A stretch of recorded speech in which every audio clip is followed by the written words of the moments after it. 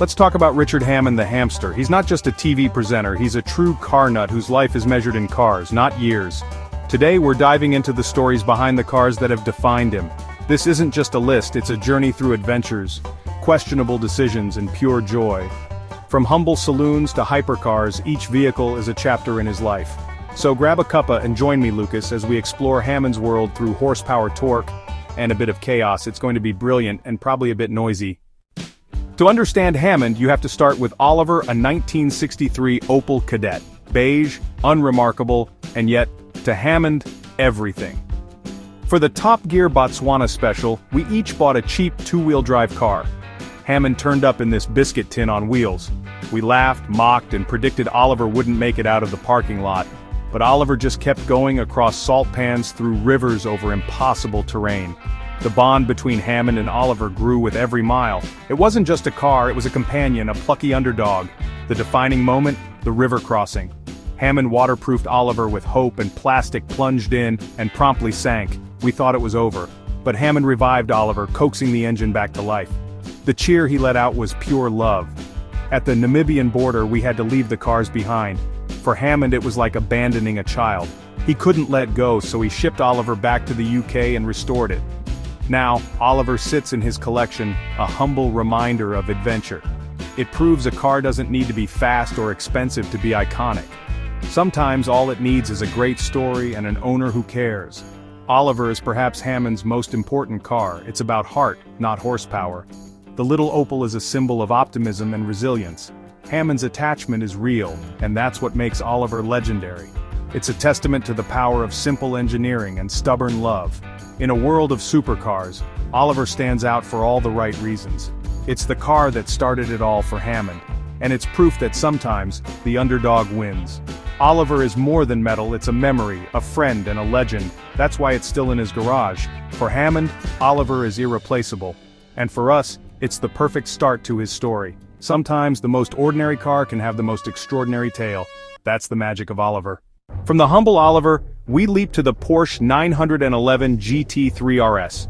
This isn't just a car for Hammond, it's an obsession. He's owned several 911S, but the GT3 RS is the purest form. It's a road car engineered for the track, stripped of comfort for raw performance.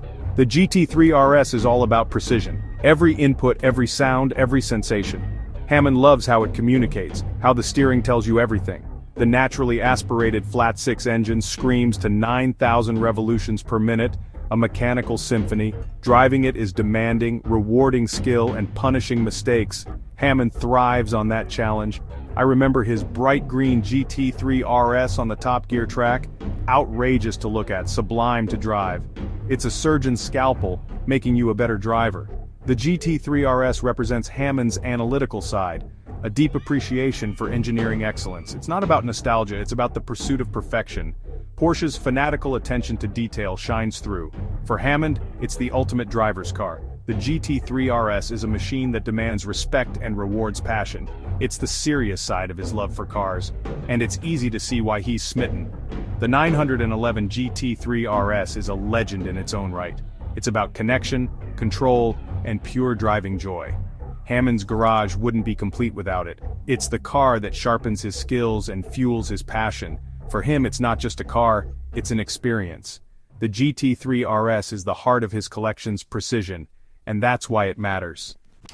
If the Porsche is about precision, the next car is pure American muscle. The 1968 Ford Mustang GT 390 Fastback, the bullet car. It's not just a car, it's a cultural icon, dripping with cool and cinematic history. Hammond fell for its brute charm and V8 rumble. He didn't just buy one, he restored it himself, obsessing over every detail. The appeal isn't handling, it's presence, noise, and nostalgia. The Mustang is about the journey, not the destination. It's the car you cruise in, sunglasses on, feeling like Steve McQueen. The Fastback's looks are timeless. Long bonnet, sloping roof, aggressive stance. It's tough, elegant, and full of attitude.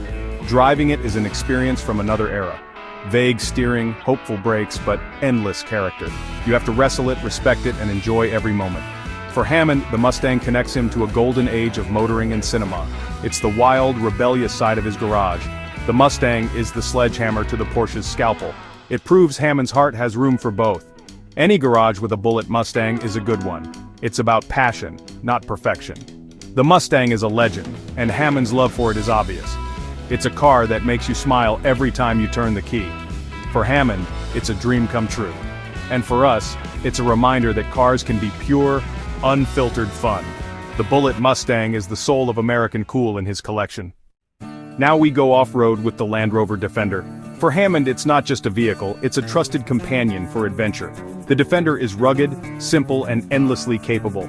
He's owned several, each one a tool for exploring the wild. It's a classless icon, equally at home on a farm or outside a palace.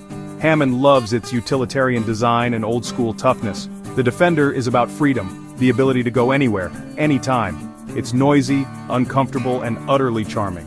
You don't buy it for refinement, you buy it for the sense of adventure. Hammond's Defenders have conquered rainforests, rivers, and rocks. It's his escape machine, his gateway to the wild. The Defender is a cornerstone of his collection, practical, adventurous, and deeply British. It's not about speed, it's about substance. For Hammond, the Defender is a legend and a loyal friend. Now for pure theater, the Pagani Zonda. Hammond's passion for the Zonda borders on obsession. It's not just fast, it's breathtakingly beautiful, every detail a work of art. The Zonda's V12 engine is a masterpiece, delivering a soundtrack that's pure adrenaline. Hammond drove it across the Alps, calling it a religious experience. The Zonda is more than noise and speed, it's alive, communicative, and surprisingly manageable. Hammond admires the story behind it. Horatio Pagani's dream realized against the odds. It's an underdog story, a small company beating the giants. The Zonda is the pinnacle of automotive artistry and passion. It's a car for the heart, not the head. Illogical, expensive, and utterly wonderful. Hammond's affair with the Zonda is legendary. It's about beauty, drama, and the madness of supercars.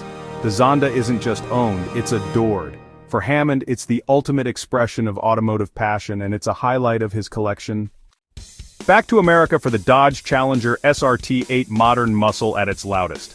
The Challenger is a throwback, big, simple, and gloriously brash.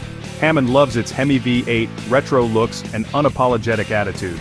On a road trip across Nevada, the Challenger was in its element, comfortable, powerful, and full of presence. It's not about precision, it's about fun. Burnouts, roaring exhaust, and a massive grin Hammond loved every minute. The Challenger isn't perfect, clumsy in corners, thirsty, and full of cheap plastic. But that's missing the point. It's about character, freedom, and celebrating the V8. The Challenger is a big, friendly dog of a car just wants to play. For Hammond, it satisfies his inner hooligan. It's the car you choose for noise and laughter. His garage stretches from hypercars to muscle cars, and it's richer for it. The Challenger proves Hammond's tastes are broad and bold. It's about joy, not numbers. The SRT8 is a celebration of American excess, and Hammond wouldn't have it any other way. It's another essential piece of his story. Finally, we return to Britain with the Morgan Aeromax. The Aeromax is eccentric, beautiful, and unmistakably British. Built by hand, with wood in the frame, it's a rolling contradiction. 1930s looks, modern power. Hammond fell for its history, craftsmanship, and sheer oddness. The Aeromax is a statement piece, a car for those who want to stand out. Underneath, it's surprisingly modern. Aluminum chassis, BMW V8. Driving it is an event, low seating, loud exhaust, and a sensory overload. It feels special, alive, and utterly unique. Hammond's Aeromax even survived a crash, deepening his bond with it. It's another story in his automotive life. The Aeromax encapsulates Hammond's passions: Britishness, craftsmanship, V8 power, and a touch of madness. It's a car only the British could build, and only Hammond could truly love. The Aeromax is a masterpiece of eccentricity. It's the perfect way to round off our journey through his garage. Hammond's collection is a celebration of individuality and passion. The Aeromax is the crown jewel of British quirkiness. It's a car that makes no sense, and that's why it's perfect. For Hammond, it's a dream realized. And for us, it's a fitting end to his story. The Morgan Aeromax is the soul of British motoring in his collection. And there you have it, a whirlwind tour through the cars that shaped Richard Hammond. Each car is a chapter in his story, from plucky Opel to eccentric Morgan. Hammond's passion for cars is genuine, diverse, and infectious. His garage is a celebration of stories and adventures and emotional connections. What's your favorite Hammond car moment? Share it in the comments. Thanks for joining me on this drive down memory lane.